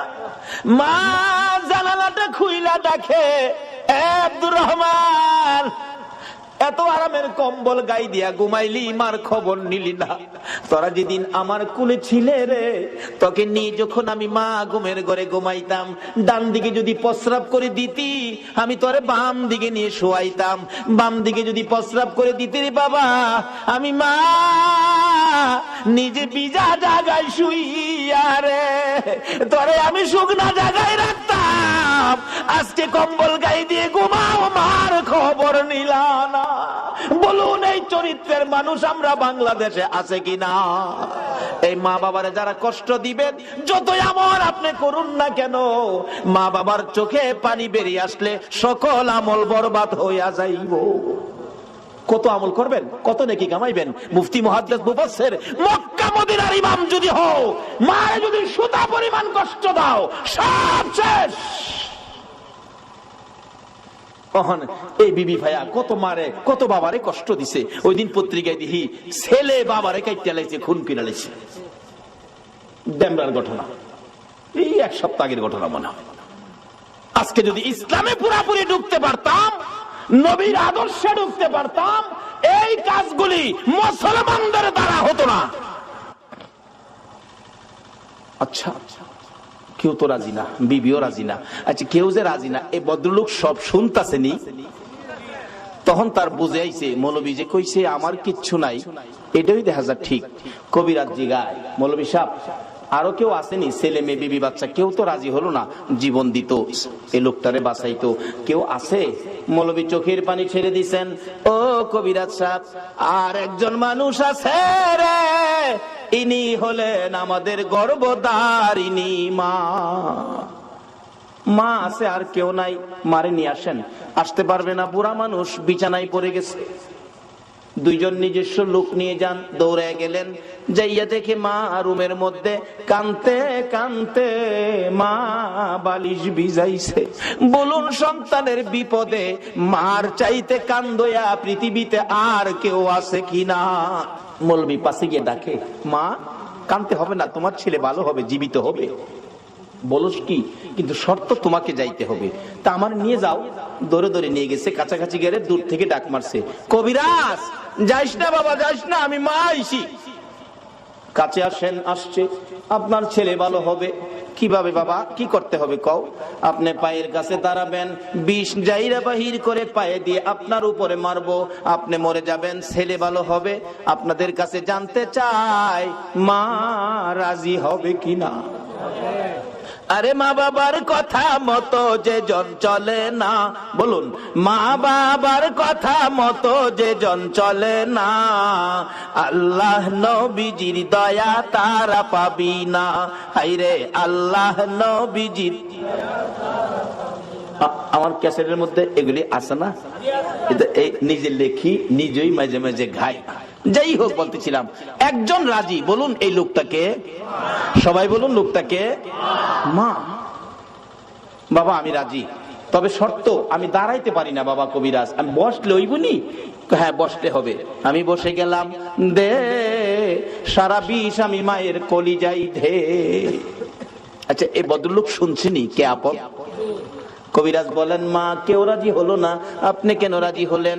এবার জবাব দেন, মা কবিরাজ রে, আমার বড় ছেলে রে বাবা, এই ছেলে পেটে লইয়া 10 মাস 10 দিন কত কষ্ট করেছি আমি জানি, আর জানে আমার আল্লাহ। যেদিন আমার এই ছেলে দুনিয়ায় আসবে রে, প্রথম দিনের ব্যথা লজ্জাই কারো কাছে কই নাই, দ্বিতীয় দিনের ব্যথা জিহ্বা কামড়াইয়া সহ্য করেছি, তৃতীয় দিনের ব্যথা জ্ঞান হারা হয়ে গেছি। আমার শাশুড়ি মা দৌড়াদৌড়ি করে লোকজন জড়ো করেছে, আমার বৌমার কি হলো? মুরব্বী মহিলারা বলছে, চিন্তা করেন না, অন্য কিছু না, আপনার বৌমার সন্তানাদি হবে, আপনার নাতিনাত করা হবে। মাথায় পানি দে রে, আমার বৌমার জ্ঞান ফিরে আসো। জ্ঞান ফিরে আসলে কান্দে মুরব্বী মহিলারা, গো সন্তানের ব্যথা এত আগে জানি না, আমার আর সহ্য হয় না, আমার একটা দাও দাও গো মহিলারা, আমি নিজের গলা নিজে কাইটা মৃত্যুবরণ করি, প্রসব ব্যথা সহ্য করতে পারি না। রে কবিরাজ, আমি দেখেছি মুরব্বী মহিলারা দাও জাতীয় জিনিসগুলো ঘরের বাইরে ফালাইয়া দিয়া দরজা বন্ধ করে দিয়েছে। আবার আবদার করেছিলাম 2 টাকার বিষ কিনা দাও, বিষ খায়া জীবন দেই, ব্যথা সহ্য হয় না। মহিলারা আমার মাথায় হাত বুলাইয়া সান্ত্বনা দিয়ে বলতো, মা গো পাগলামি করিস না, সন্তানের মা হইতে এই কষ্ট আমরাও করছি রে মা, এই কষ্ট ছাড়া সন্তানের মা হওয়া যায় না। এই মারে যারা কষ্ট দিছো, নামাজ রোজা হজ যাকাত মুফতি মুহাদ্দিস মুফাসসির মক্কা মদিনার ইমাম হইয়াও আল্লাহর জান্নাতে যাওয়া হবে না। মরতে যখন হবে, আসুন বাবারা নবীর কথা মাইনা আদর্শের মধ্যে ঢুকি, এই রূপগুলি পরিষ্কার করি। ডাকতেছে মা, মা গো আল্লাহরে ডাকো, আল্লাহ আল্লাহ করো, দেখো আল্লাহ 2টা 2 জায়গায় করে দেয়। ওই মহিলা ডাকতেছে, কবিরাজ রে ব্যথা অসহ্য, চিৎকার মারতাম আল্লাহ গো কইয়া। আমার আল্লাহ বলেন, ফেরেশতারা রে আমার পক্ষ থেকে বাজেট গুলো দিয়ে দিলাম রে, যেই মহিলা প্রসব ব্যথার যন্ত্রণায় আমার আল্লাহ কইয়া ডাক দিবে, এক একটা ডাকের বিনিময় এক একটা কবুল হজের সওয়াব আমি আল্লাহ দান করে দিলাম। এই কষ্টের বিনিময়ে আমার আল্লাহ যদি এই দিতে পারে, বলুন সন্তানের কিছু দেওয়া দরকার আছে কিনা? বাবারা বলতেছিলাম, এবার কেউ রাজি হলো না সন্তানের জন্য জীবন দিয়ে সন্তান বাঁচাবে, মাত্র একজন রাজি। বলুন এই লোকটাকে। এবার মৌলবী ডাহে, ভাই ওঠেন। ভাই তো ওঠে না, কান্দে, শুধু মুখের কাপড়টা সরাইছে। বড় পোলা কয় কি রে? চাচা কইল আব্বা মারা গেছে, ওহন বাপের মুখটা দেখাম কেমনে? ওহন বাবাও কেউর দিকে চায় না, খালি মার দিকে চায়। মা গো মা, এই জগতে আপন থাকলে তুমি আছো। মা দৌড়াইয়া যাইয়া সন্তানের বুকে জড়াইছে, বাবা গো তুমি জীবিত, আমি মায়ের কলিজা ঠান্ডা করেছো। বলুন এই জগতে কিছু আপন পাইলে কাকে পাওয়া গেছে? এটা আমার নবী তো বানাইছে। নবী বলেছে, উম্মতেরা রে তোর মায়ের পায়ের নিচে তোমার জান্নাত। এবার মৌলবী কয়, ভাই সাহেব এবার কোন এই জগতে আপনার কি আছে? ভাই কান্দে আর কয়, মৌলবী রে এইভাবে আমার পথ দেখাবি আমি আগে জানি না। বাবারে একটা ভাই মৌলবী বানান, একটা ছেলে মৌলবী বানান। মরতে হবে, মরার আগে মইরা দেখেন এই জগতে আপনার কি আছে। সব পর কিছু আপন থাকলে মা, মা আপন থাকার কারণ নবী আপনত্ব করে গেলেন, মার পায়ের নিচে জান্নাতের সম্পর্ক করে দিলেন। সকলে বলুন আমিন। বাবারা ভাইরা, এবার বড় ভাই কান্দে, মৌলবী রে নাই আমার কিচ্ছু নাই, আমার কিচ্ছু নাই, আমার কিচ্ছু নাই, শুধু একমাত্র কিছু থাকলে মা। কত চলেন বাড়ির যাই না, বাড়ির গিয়ে কি করবো? তো অহন কান্দেন কেরে? বড় ভাই কান্দে আর ডাকে, গুনার বোঝা মাথায় লইয়া কান্দেছি, মাফ করে দাও মাবুদ আল্লাহ এলাহি। বাবারা 2টা চিঠি নবীর পক্ষ থেকে আপনাদের কাছে দেওয়ার কথা। একটা চিঠি হলো কাফা বিল মাউতি ওয়াইজান, মৃত্যুটাকে স্মরণ রাখো, যথেষ্ট ওয়াজের দরকার নাই। আরেকটা চিঠি হলো আমার নবী আপনাদের উদ্দেশ্যে দিয়েছে, আদ-দুনিয়া ও মাজরাতুল আখিরা, দুনিয়াটা হলো আখিরাতের বাজার। অনুবাদ শুনে আমার বান শেষ করি। শারহুস সুনান লিল বাগাবিতে, শারহুস সুনান লিল বাগাবিতে 7 নম্বর খণ্ডের 520 নম্বর পৃষ্ঠায় ইবনে আব্বাস থেকে রিওয়ায়াত আসছে, হাসান পর্যায়ের রিওয়ায়াত, কাবিল ইতিমাদ রিওয়ায়াত। আমি অনুবাদ শুনে আমার বান শেষ করবো, বুঝেন? মুরব্বী উড়েন না, উড়েন না, আর 5 মিনিট না, বেশি বিরক্ত হয়ে গেছে। ও প্রস্তাব আসে, তাহলে যান, প্রস্তাব ছাড়া যাবেন না ইনশাআল্লাহ। আমি কি এটা বলবো, ঘটনাটা শোনাবো না, এখানে দোয়া করে দেবো। তো হাদিসে আসছে ইবনে আব্বাস থেকে রিওয়ায়াত রাদিয়াল্লাহু তাআলা, তিনি বলেন যে একবার ইবলিসের নাম শুনছেন? ছোট শয়তান না বড়টা? আরে কর না, ছোটটা না বড়টা? এই বড় শয়তান একদিন তার মিটিং বসিয়েছে। দেখেন বানুয়াট গল্প না, আমি ফালতু গল্প, আজেরা গল্প, বানুয়াট গল্প বলি না, আমি রেফারেন্স দিয়েছি, এটা হাদিসের গল্প। তো ইবলিস একদিন তারা শয়তানদেরকে নিয়ে মিটিংয়ে বসছে। তো মিটিংয়ের মধ্যে এক শয়তান কারগুজারি শোনাইতে শোনাইতে হাত তুলছে, স্যার আমার একটা প্রশ্ন আছে। ইবলিস বলল, বল তোর কি প্রশ্ন? শয়তান দাঁড়ায় কয় যে আমার প্রশ্ন হয়েছে যে আমরা আপনি ইবলিশের দেওয়া শয়তানি দায়িত্ব পালন করতে গিয়া পুরো পৃথিবীতে ঘুরি, তো ঘুরতে ঘুরতে নানা দৃশ্য দেখি, নানা অবস্থা দেখি, এগুলো আইসা আবার আপনারে শোনাই। তো মাঝে মাঝে এমন হয় আপনাকে আইসা শোনাইছি যে ওই এলাকার একজন বড় আল্লাহওয়ালা বুজুর্গ মানুষ, এই লোকটারে প্রত্যেক দিন কত চেষ্টা করছি তাহাজ্জুদ না পড়ার জন্য, এই লোকটা উড়েই প্রত্যেকদিন পড়ে, এরশাক পড়ে, চার্চ পড়ে, আওয়াবিন পড়ে, সব আমল করে। এরকম একটা আমলওয়ালা মানুষ আজকে মারা গেছে। এটা বলার পরে আপনি দেখি খুশিও না বেজারও না, ভাব লেশহীন, মানে চুপচাপ। কিন্তু আপনাকে যদি এইসব বলি যে ওই এলাকার একজন আমলওয়ালা আলেম, দেখেন আমি আগেই বলছি হুদা আলেমের কোনো ফজিলত, কোনো ফজিলত, কোন আলেম হয়ে ধোকা দেয়, প্রতারণা করে, মিথ্যা কথা বলে, জুত চুরি করে, এই আলেমের কোনো ফজিলত কোথাও নেই, কোথাও নেই। বুঝেন, ভুল বুঝেন না। শয়তান বললো ওই এলাকার একজন আমলওয়ালা আলেম, মানে আমল ঠিক, আকীদাও ঠিক, এমন একটা আমলওয়ালা বড় আলেম, বড় কোরআন হাদিস সমঝনেওয়ালা একজন আলেম মারা গেছে।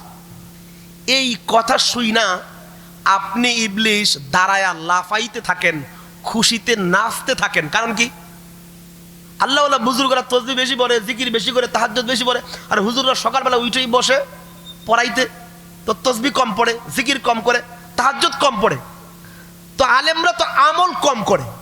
এরপর আলেম মারা গেলে আপনি ইবলিশ খুশিতে নাচেন, আর বড় আমলওয়ালা বুজুর্গ মারা গেলে খুশি হন না কেন?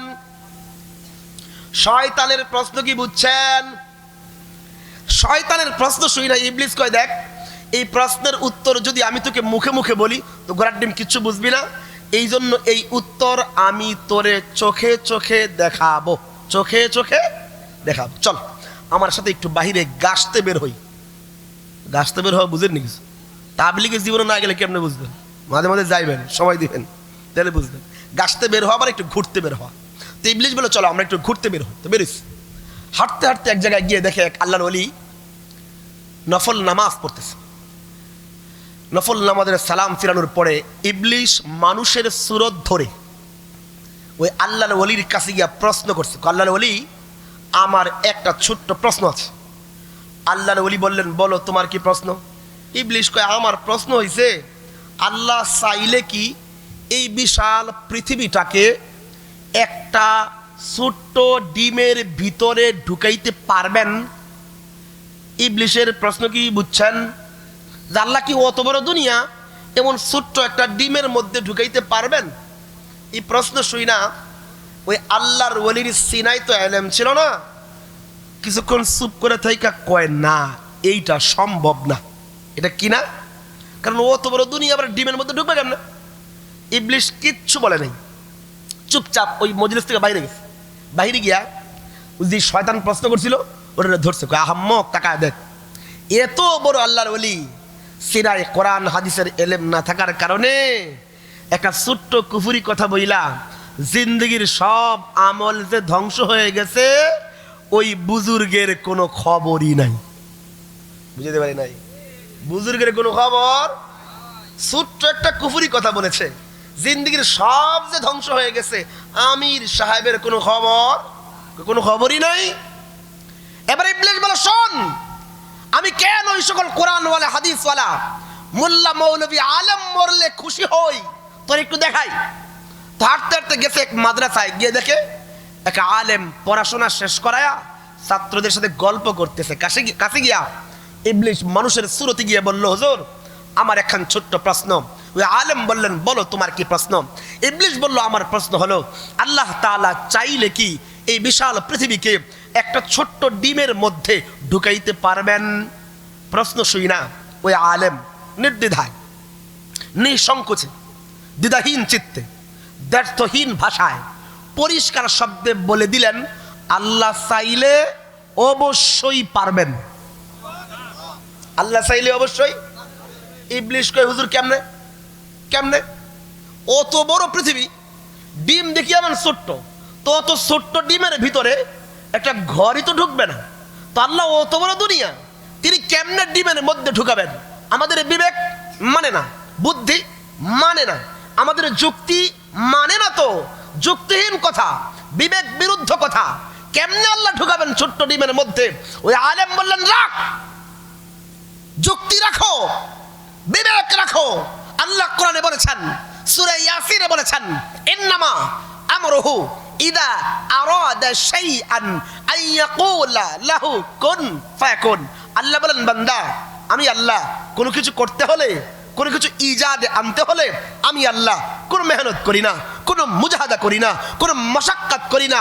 আমি আল্লাহ শুধু বলি কোন হয়ে যাও, সাথে সাথেই ওই বস্তু হয়ে যায়। এর মানে আল্লাহ যখন এই গোটা পৃথিবীকে ছোট্ট ডিমের মধ্যে ঢুকাতে চাইবেন, আল্লাহ কোন বলবেন, আর পুরা পৃথিবী সুর সুর করে ডিমের ভিতরে ঢুকে যাবে। ইবলিশ কিছু করে নাই, চুপচাপ বাইরে গেছে। বাইরে গিয়ে যে শয়তানের প্রশ্ন করছিল, ওটা কান ধরছে, হাম্মক তাকা দেখ। আমি ইবলিশ মাঝে মাঝে দীর্ঘ গবেষণা করে করে এমন এমন সব প্রশ্ন বানাই, প্রশ্ন বানায় মার্কেটে ছাড়ি।